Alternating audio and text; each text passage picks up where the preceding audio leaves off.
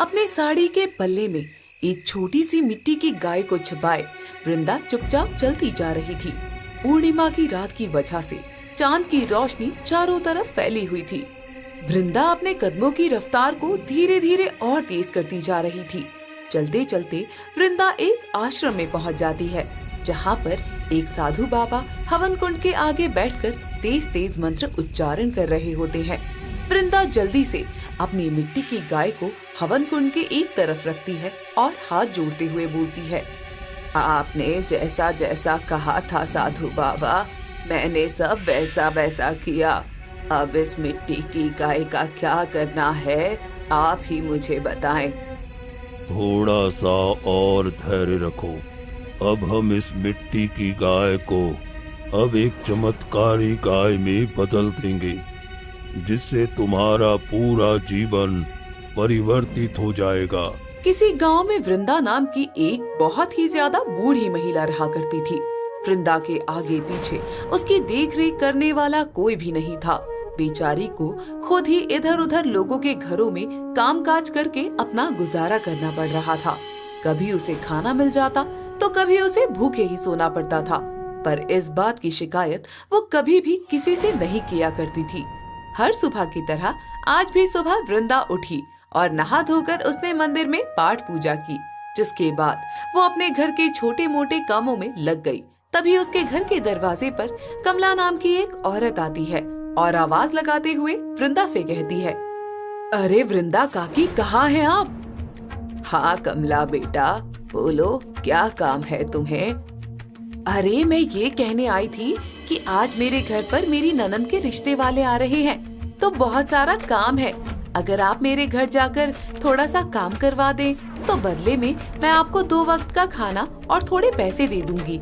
हाँ हाँ ठीक है, मैं आ जाऊंगी। ठीक है, तो आप समय से आ जाना। देरी हुई तो फिर खाना और पैसा दोनों ही नहीं दूंगी। नहीं नहीं, मैं समय से आ जाऊंगी, चिंता मत करो।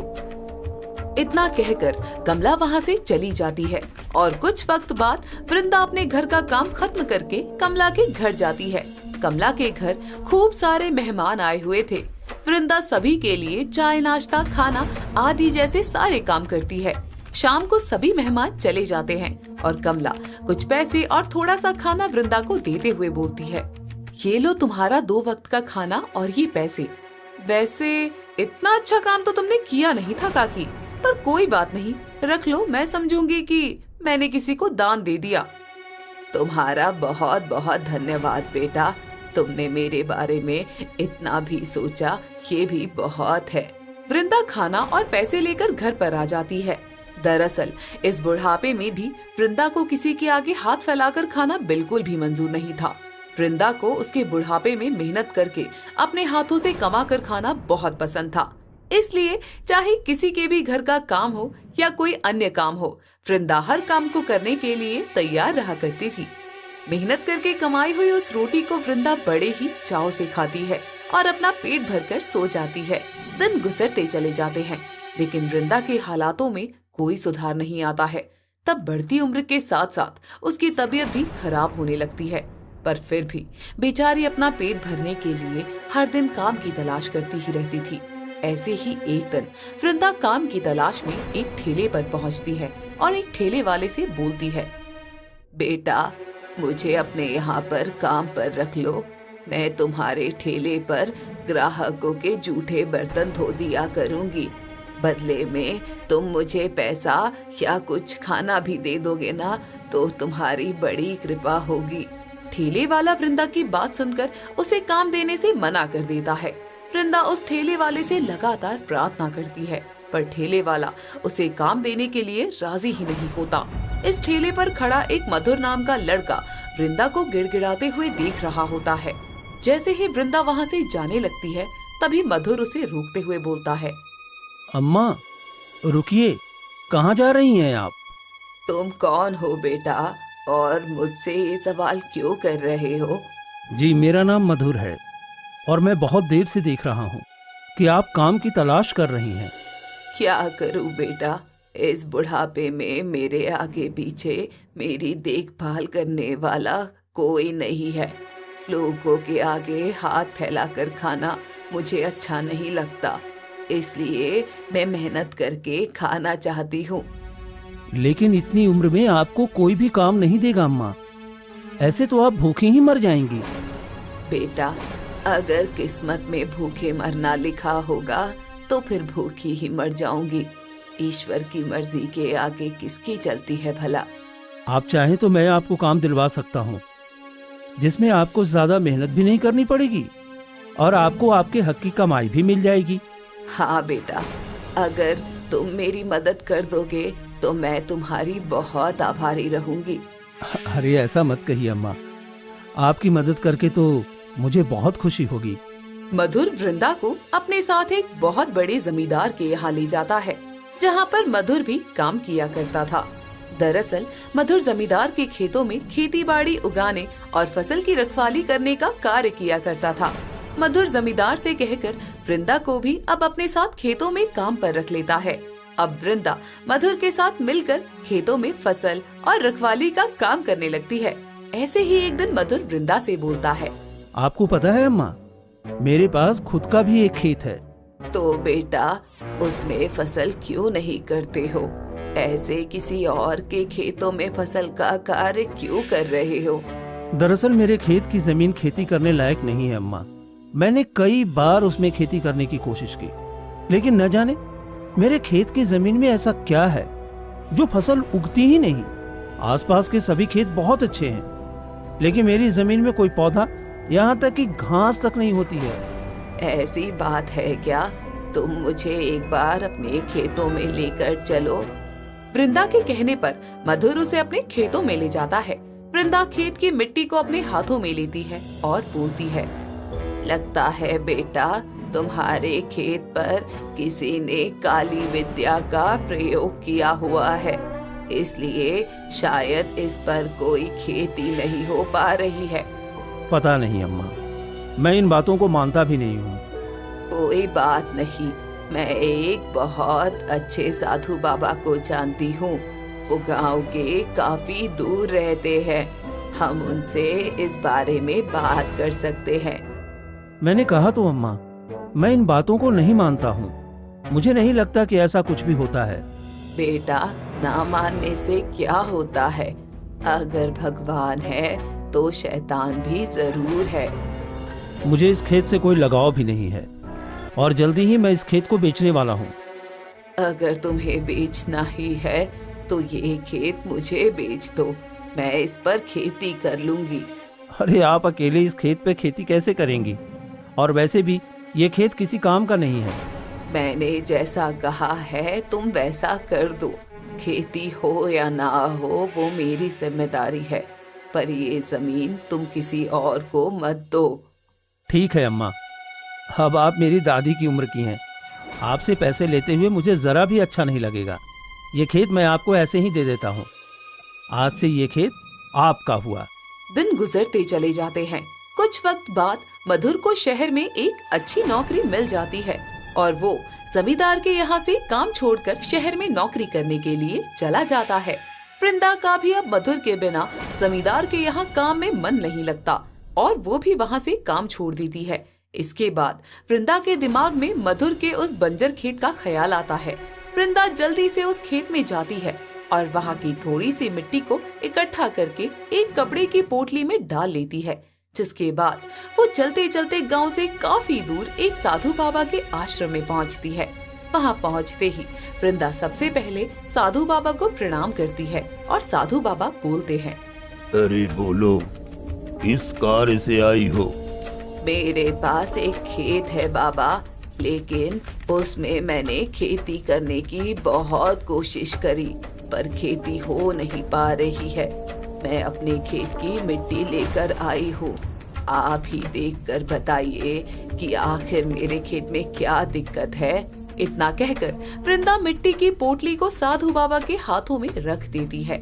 साधु बाबा पोटली में से थोड़ी सी मिट्टी लेकर आंखें बंद करते हैं और कुछ मंत्र जाप करने लगते हैं।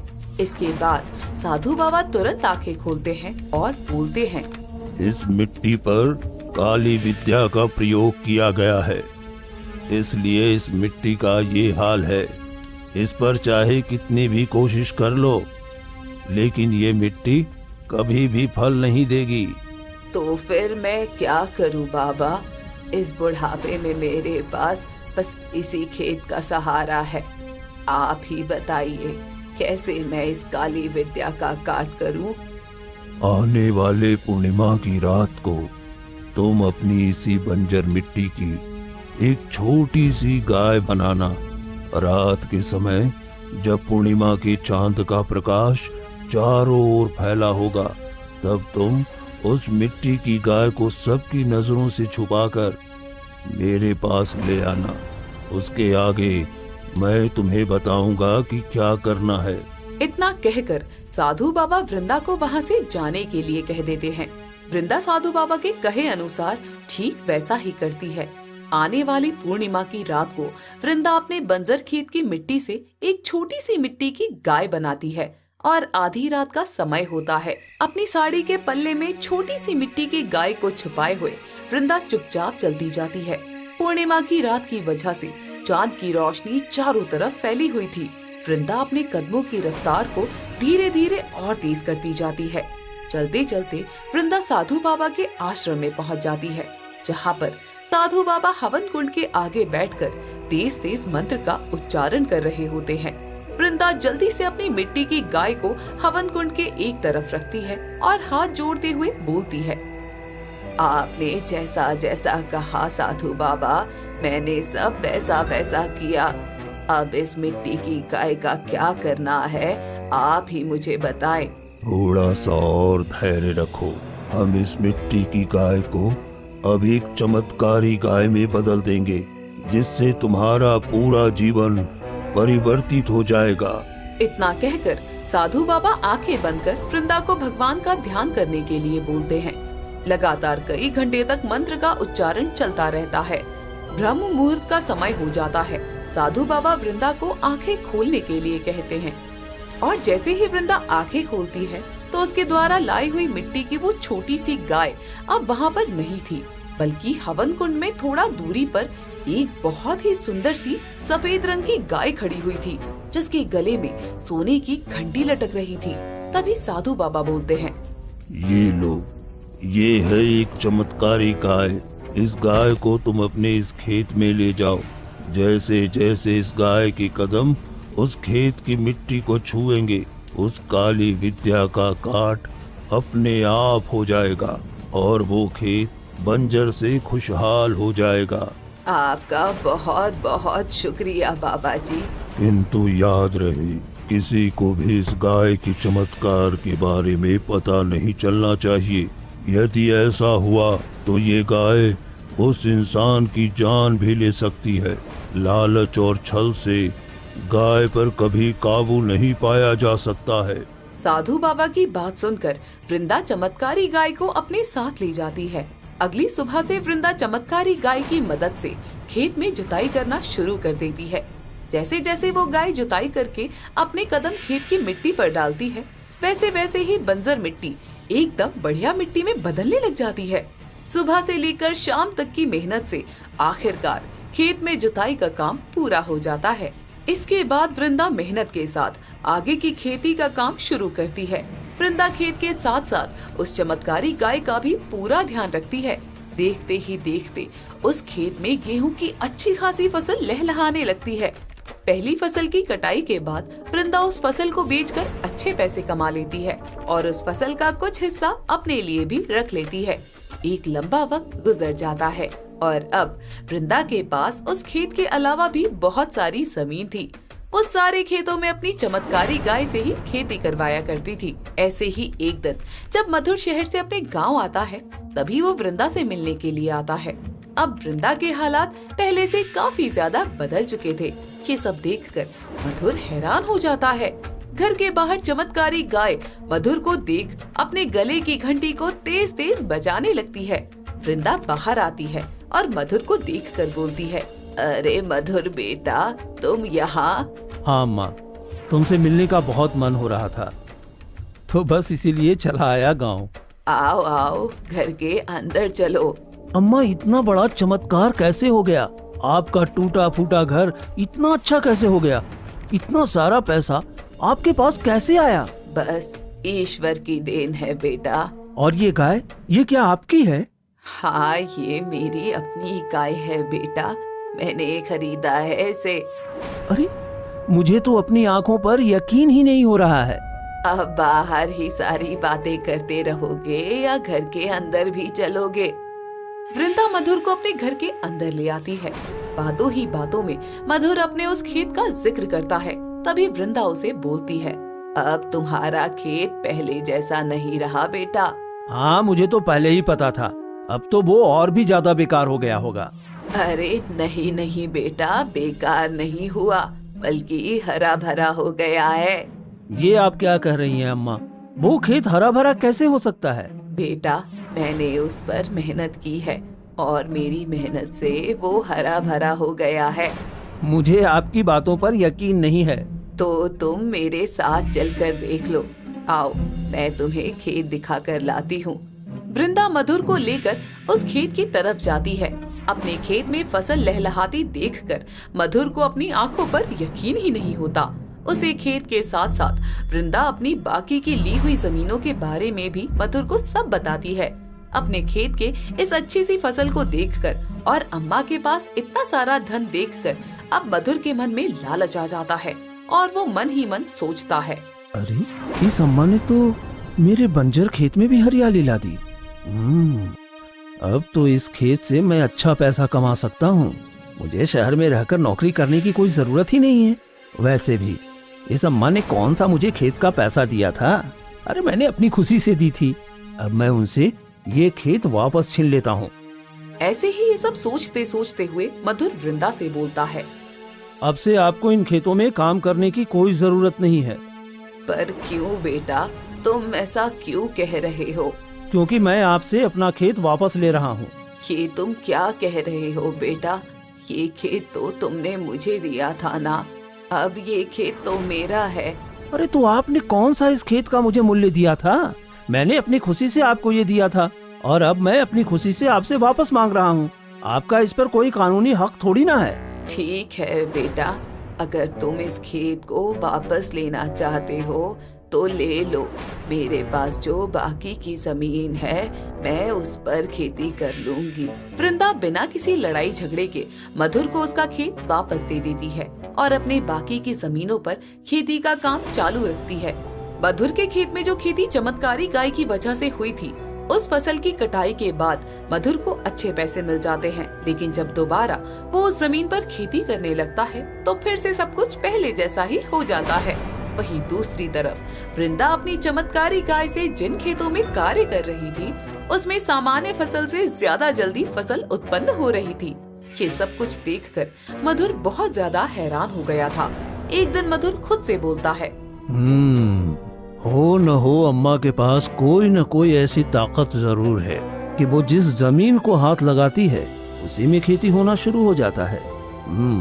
मुझे अम्मा पर नजर रखकर उसकी ताकत के बारे में पता लगाना होगा। एक बार अगर मुझे उनका राज पता चल गया फिर तो मैं बहुत ज्यादा धनवान हो जाऊंगा।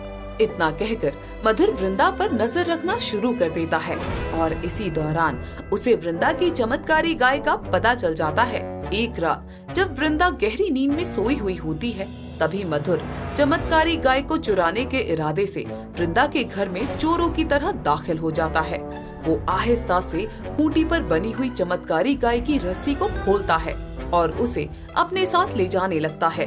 धीरे धीरे मधुर उस गाय को लेकर अपने साथ घर ले जाता है, लेकिन जैसे ही वो पीछे मुड़कर देखता है तो वो चमत्कारी गाय अब एक बहुत ही बड़े गुस्सैल बैल में परिवर्तित हो चुकी थी, जिसे देखकर मधुर के तो तोते ही उड़ जाते हैं। तभी वो बैल बोलता है, तुझे क्या लगा था कि तेरे जैसा लालची इंसान अपनी लालच को पूरा करने के लिए वृंदा के घर से मुझे अपने साथ ले जाएगा और मैं तेरा गुलाम हो जाऊंगा? देखो, मुझे माफ कर दीजिए, मैं आपको वापस वहीं छोड़ता हूँ। मुझे माफ कर दीजिए, मुझे माफ कर दीजिए। तेरे जैसे दुष्ट इंसान को कोई माफी नहीं मिलेगी। लालच के चलते तूने वृंदा से उसका खेत छीन लिया जिस पर उसने दिन रात मेहनत की। तेरे लिए तो वो जमीन बंजर थी ना, लेकिन उसे हरा भरा देखकर तूने उसे वृंदा से छीन लिया। सजा तो तुझे मिलकर रहेगी। इतना कहकर वो बैल मधुर को उठाकर जोर जोर से पटकने लगता है। भागते भागते मधुर वापस से वृंदा के घर पहुंच जाता है। शोर की आवाज सुनकर वृंदा घर से बाहर आती है तो देखती है कि मधुर जख्मी हालत में घर के आंगन में गिरा हुआ है और हाथ जोड़कर बोलता है, अरे मुझे माफ कर दो अम्मा, मैं आपकी चमत्कारी गाय को चोरी चुपके आपसे दूर ले जा रहा था, लेकिन आपकी ये चमत्कारी गाय तो इस गुस्सैल बैल में परिवर्तित हो गई और मुझे मारते मारते यहाँ तक लाई। मेरे मन में लालच आ गया था अम्मा, मैं भूल गया था कि जब मैं एक बार उस खेत को आपको दे दिया था तो वो हमेशा के लिए आपका हो गया था। मुझे उसे आपसे वापस नहीं लेना चाहिए था।